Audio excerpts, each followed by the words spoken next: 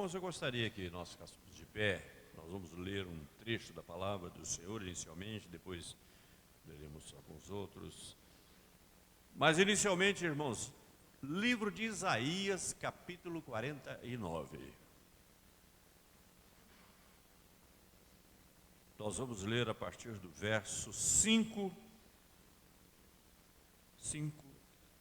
até o verso 6.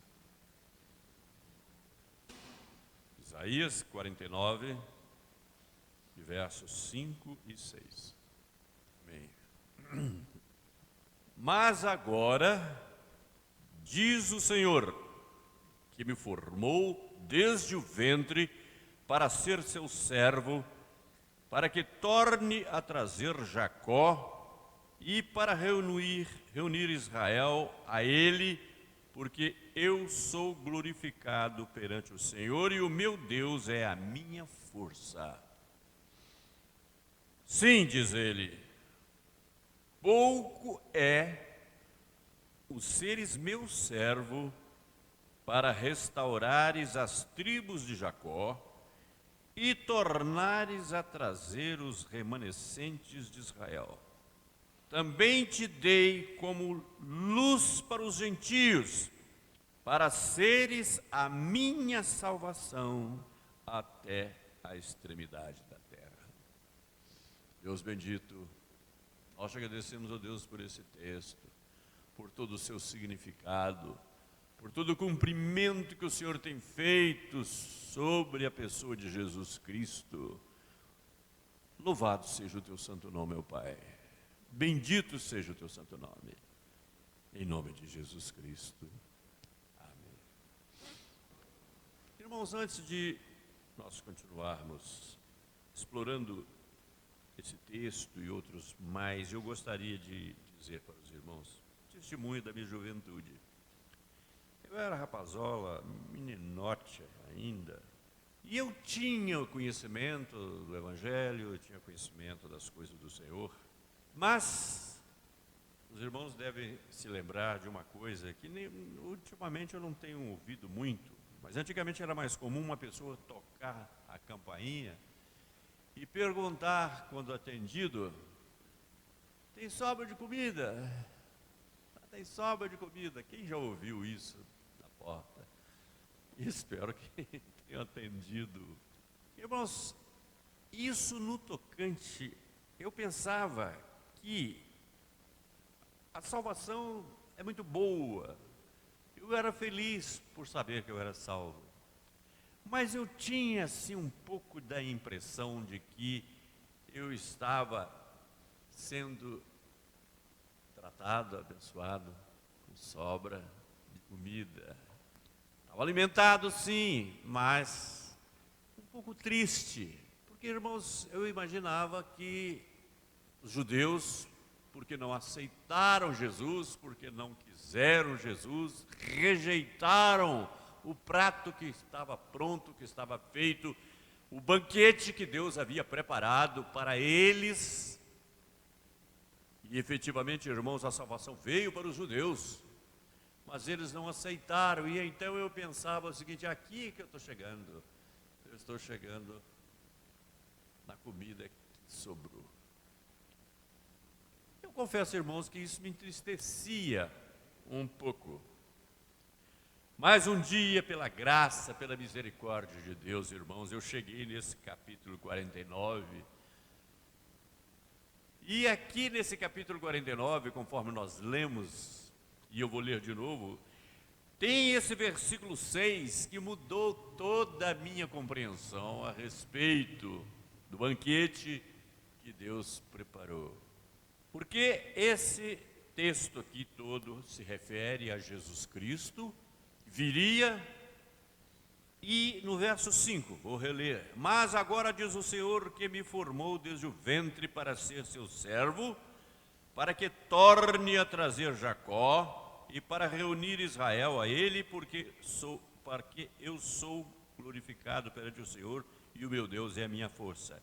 Então essas palavras do profeta são palavras, na verdade, do Espírito Santo, do Espírito de Cristo que já estava agindo sobre ele, E o Senhor Jesus, que havia sido formado no ventre de Maria, um ser humano como qualquer um de nós, com todas as características nossas, menos que tivesse recebido o pecado original.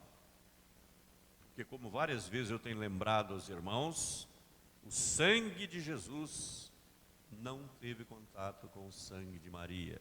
Se eu estiver falando coisa errada, o pastor que é da área pode me corrigir. Mas, irmãos, no ventre da mãe não há contato do sangue materno com o sangue do feto.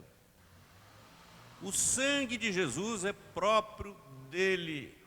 O sangue de Jesus era vida, porque ele não conheceu o pecado.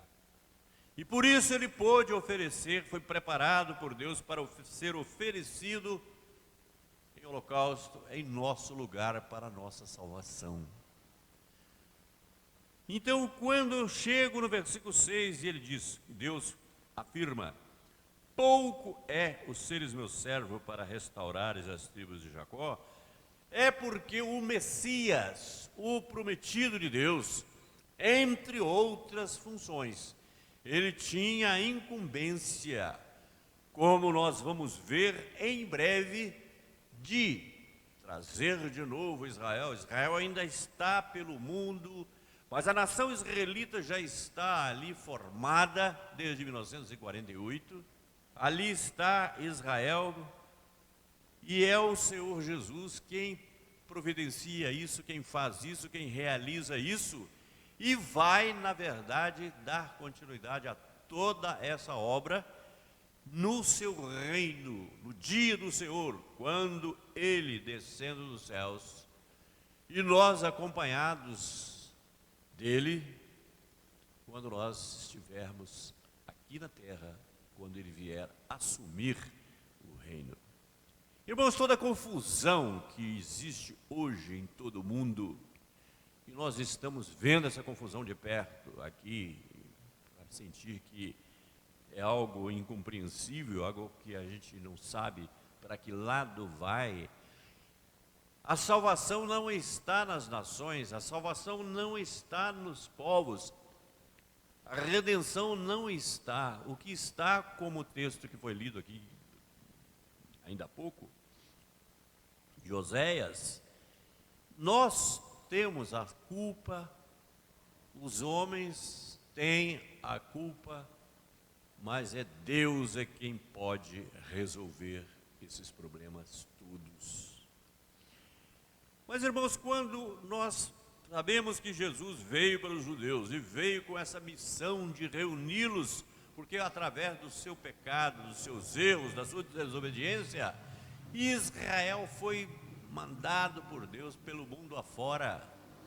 Existe uma expressão usada até hoje, que é a expressão judeu errante, porque assim viveram os judeus durante séculos e séculos, errantes, sem pátria.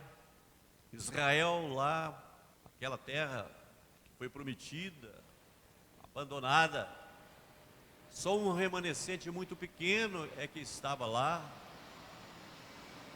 Mas, irmãos,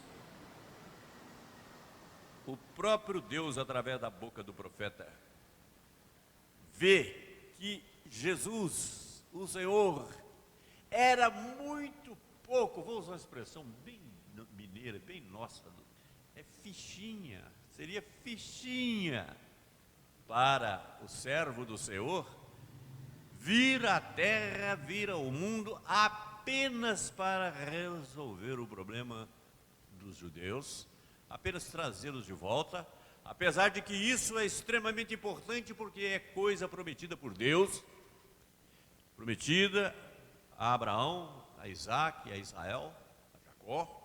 Irmãos, mas a expressão é clara, pouco, isso é pouco. Jesus tem competência, capacidade e preparação de Deus para muito mais do que isso, apenas salvar, trazer de volta os judeus e plantar o reino ali em Israel. Pouco é o seres meu servo, para restaurares as tribos de Jacó e tornares a trazer os remanescentes de Israel. Agora veja, irmão, também te dei como luz para os gentios. Não é sobra de comida o que nós recebemos, não é sobra de projeto de Deus.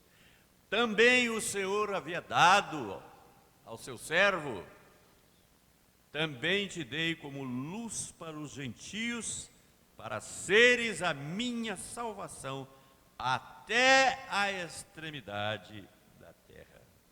Irmãos, louvado seja Deus, porque lá no livro de Gênesis, quando Deus estava em suas confabulações com Abraão, conversando com Abraão, trabalhando com Abraão, uma das coisas que Deus disse para ele foi: em ti serão benditas todas as famílias da terra. E aqui então, quando eu li isso, irmãos, eu fiquei alegre, eu fiquei feliz, como creio que todos nós devemos ficar felizes por causa disso. Mas, irmãos, os irmãos não precisam abrir a Bíblia, mas eu vou ler aqui no livro de Atos, no capítulo 13, aqui em Atos 13, inicialmente o versículo 47, Atos 13, 47, na segunda parte do versículo, quando se lê: eu te constituí para a luz dos gentios, a fim de que sejas para a salvação até os confins da terra. Então, aqui neste lugar, irmãos, Paulo e Barnabé, que estavam pregando àquelas pessoas, aos gentios, ele disse para eles que foram pregar aos gentios, ou seja, não judeus, foram pregar o evangelho da graça, da salvação, porque Deus assim o quis, o Espírito de Deus os levou a isso. Então, repete-se aqui aquilo que eu li lá no versículo 49 de Isaías. E eu disse para os irmãos que eu era triste por um motivo, mas que a leitura daquele versículo, tomar, como eu tomei conhecimento, de que Jesus era pouco aquelas coisas, mas ele também tinha colocado como salvação. Então, a minha salvação, a minha alegria foi saber que Deus já tinha destinado Jesus também para que eu fosse salvo. E essas palavras foram lembradas, não sei se por Barnabé ou não sei se por Paulo, que ambos estavam falando juntamente, mas eles lembraram. E no verso seguinte, 48, os gentios, era para gentios que eles estavam falando isso, e Paulo disse que também foi dado para a salvação. Então os gentios, ouvindo isto, assim como eu, quando li isto, ouvindo isto, regozijavam-se e glorificavam a palavra do Senhor, e creram todos os que haviam sido destinados para a vida eterna. Irmãos, não vamos entrar no mérito da questão da salvação aqui. Isso aqui é claro, as palavras são nítidas. A nossa salvação é um dom gratuito de Deus. Não foi por qualquer outra razão que Deus se sentiu obrigado a me salvar ou obrigado a deixar de salvar a qualquer outra pessoa. É pela graça, coisa que o Senhor tem manifestado. Mas o que eu quero salientar nesse verso 48 não são as últimas palavras, mas os gentios, ouvindo isso, regozijavam-se e glorificavam a palavra do Senhor e creram. Irmãos, esta é uma palavra que tem que ser motivo de alegria constante para todos nós.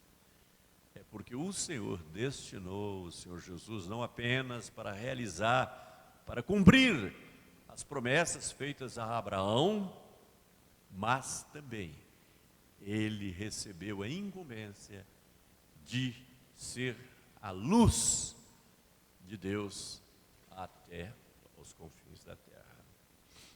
Irmãos, eu ainda quero ler aqui um texto, um ciclo, dessa vez em Colossenses, no capítulo 3. Nós vamos ler alguns versículos, depois nós vamos pular para o capítulo, versículo 12. O subtítulo aqui diz: a união com Cristo glorificado, tal qual também se encontra lá em Efésios 1:3. Mas diz aqui: portanto, versículo 1 do capítulo 3. Portanto, se fostes ressuscitados juntamente com Cristo, buscai as coisas do alto, onde Cristo vive, assentado à direita de Deus. Irmãos, se nós somos salvos, se o Senhor Jesus recebeu de Pai a incumbência também de ser luz para os gentios, até a extremidade da terra, e nós somos estes que o Senhor salvou em Cristo Jesus, a nós compete, irmãos.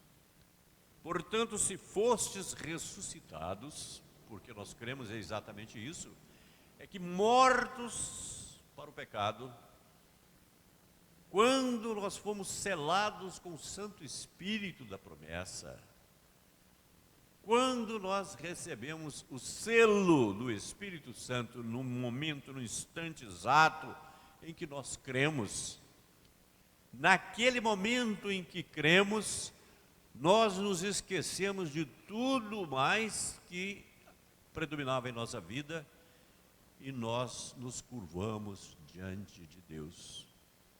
Numa situação talvez que até nem tivéssemos muita percepção do que estava acontecendo, mas no íntimo do nosso coração, naquele momento nós morremos para nós mesmos e ressuscitamos. Deus nos deu vida e agora nós estamos com o Senhor. Portanto, se fosse ressuscitados juntamente com Cristo, buscai as coisas do alto. Irmãos, a partir desse momento, o que eu quero ver nesses versículos que nós vamos ler em seguida, é que atitude nós, ressuscitados com Cristo, com a nova vida que Ele nos deu vida, diz Paulo, quando nós estávamos mortos em nossos delitos e pecados, mortos espiritualmente, Ele nos deu vida, não foi nós que construímos essa vida. Buscai coisas lá do alto. Irmãos, às vezes nós ainda vivemos preocupados com coisas daqui de baixo, daqui do chão, coisas que não vão prevalecer para a vida eterna. Nós às vezes nos preocupamos, mas aqui somos chamados por Paulo para buscarmos as coisas lá do alto, coisas espirituais, onde Cristo vive assentado à direita de Deus. Irmão, será que nós cremos que somos salvos? Temos certeza da nossa salvação? Que ela é um dom gratuito de Deus? Ou será que algum de nós aqui hoje ainda está pensando que a sua salvação depende de alguma coisa que tenha que fazer? Irmãos, a obra do Senhor é completa e está completa. O Breno frisou isso aqui outro dia, bastante para nós, não foi, Breno? Está feito. Jesus, quando abriu a sua boca lá na cruz e disse: tudo está consumado, significa que a obra do Senhor perfeita, ela está pronta, consumada. E o Espírito Santo de Deus nos faz viver essa alegria. Paulo continua dizendo o seguinte: pensai nas coisas lá do alto, não nas que são aqui da terra. Irmãos, nós temos que fazer dar um vasculho na nossa mente, no nosso coração. Saber as coisas que estão tomando o nosso tempo, tomando a nossa atenção, as coisas que têm nos preocupado, aquilo que nos tem levado às vezes, por que não dizer até a ter brigas, discussões com outras pessoas. São coisas aqui da terra. Nós devemos buscar as coisas do alto, onde Cristo está, onde mora o perdão. Porque morreste e a vossa vida está oculta juntamente com Cristo em Deus. Irmãos, olha que maravilha, a nossa vida, nova vida, ela está com Deus, ela está oculta com o Senhor, está guardada juntamente com Cristo em Deus. E Cristo está sentado à direita de Deus Pai. Irmãos, Paulo em outra carta, ele afirma o seguinte, que nós já estamos sentados com Cristo nas regiões celestiais. Já estamos, não estaremos. Então, irmãos, buscar as coisas do alto, as coisas de Deus, as coisas do céu, e não apenas buscarmos as coisas da terra. Quando Cristo, que é a nossa vida, se manifestar, então vós também sereis manifestados com Ele em glória. Fazei, pois, morrer a vossa natureza terrena, prostituição, impureza, paixão lasciva, desejo maligno e a avareza, que é a idolatria. Por estas coisas é que vem a ira de Deus sobre os filhos da desobediência. Irmãos, quando não vemos coisas que vão acontecendo no ambiente social em que nós vivemos, nós sabemos, como disse em boa hora aqui o versículo lido pela nossa irmã, o povo mesmo, somos nós mesmos que procuramos os problemas, e é por causa do nosso procedimento maligno, é que vem, mas a salvação vem é do Senhor. Lascivo, desejo maligno e a avareza, que é a idolatria. Por essas coisas é que vem a ira de Deus sobre os filhos da desobediência. Ora, nessas mesmas coisas andastes vós também noutro tempo, quando vivis nelas. Irmãos, qual de nós aqui pode dizer que nunca viveu nessas coisas pecaminosas? Nisso que Paulo refere-se aqui, prostituição, impureza, impureza, paixão lasciva, desejo maligno e a avareza, que é a idolatria. Por essas coisas que vem a ira de Deus sobre os filhos da desobediência. Não podemos dizer isso, irmãos, porque o Senhor nos libertou. Nós estávamos num poço de imundície. Nós estávamos chafurdados no pecado. Foi de lá que o Senhor nos trouxe, foi de lá que o Senhor nos livrou. Agora, porém, despojai-vos igualmente de tudo isso: ira, indignação, maldade, maledicência, linguagem obscena do vosso falar. Não mintais uns para os outros, uma vez que vos despistes do velho homem com os seus feitos, e vos revestistes do novo homem, que se refaz para pleno conhecimento, segundo a imagem daquele que o criou, onde não pode haver grego nem judeu, circuncisão nem incircuncisão, bárbaro, cita, escravo, livre, porém Cristo em tudo e em todos. Revesti-vos, pois, como eleitos de Deus, santos e amados, de ternos afetos de misericórdia, de bondade, humildade, mansidão e longanimidade, suportai-vos uns aos outros, perdoai-vos mutuamente. Caso alguém tenha motivo de queixa contra outrem, assim como o Senhor vos perdoou, assim também perdoai vós. Acima de tudo isto, porém, esteja o amor, que é o vínculo da perfeição. Seja a paz de Cristo o árbitro em vossos corações, a qual também fostes chamados em um só corpo, e sede agradecidos. Habite ricamente em vós a palavra de Cristo.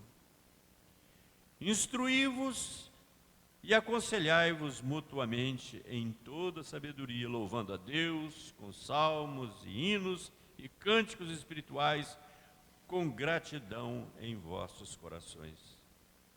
E tudo o que fizerdes, seja em palavra, seja em ação, fazei-o em nome do Senhor Jesus, dando por ele graças a Deus. Que Deus nos abençoe, irmãos. Que nós continuemos, irmãos, bebendo da palavra de Deus, do ensino que a palavra de Deus contém, para nosso viver diário, para a nossa tranquilidade, para a nossa paz, para a nossa alegria. Este capítulo 3, final do capítulo 2 e o capítulo 3 de Colossenses, eu recomendaria que os irmãos lessem nessa semana que se inicia, mais umas 2 ou 3 vezes, guardando a profundidade do ensino que Paulo nos deixou nessas cartas e os outros textos que lemos igualmente.